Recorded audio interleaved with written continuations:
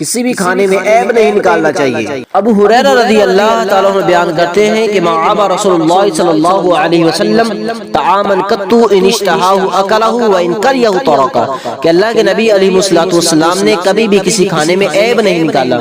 اگر آپ کو پسند آتا تو آپ کھا لیتے، اگر آپ کو پسند نہ آتا تو آپ چھوڑ دیتے۔ یعنی ہمیں بھی اپنا محاسبہ کرنا چاہیے۔ اگر گھر میں کبھی کھانے میں اونچ نیچ ہو جاتی ہے، کبھی صحیح نہیں بناتا، تو اللہ کے نبی علیہ الصلوۃ والسلام کی سنت پر عمل کرتے ہوئے اس کھانے کو چھوڑ دیں، اس میں نکتہ چینی نہ نکالے، اس میں عیب نہ نکالے، اور عیب کو نکالتے ہوئے اپنے خواتین پر جو ہے غصہ نہ کرے، ان کو تنقید نہ کرے، ان کو جھڑکے نہ، بلکہ خاموشی اختیار کریں، اور اللہ کے نبی علیہ الصلوۃ والسلام کی سنت کو مد نظر رکھتے ہوئے ہم اس کھانے کو چھوڑ دیں، لیکن عیب نہ نکالیں۔ جزاک اللہ خیرا۔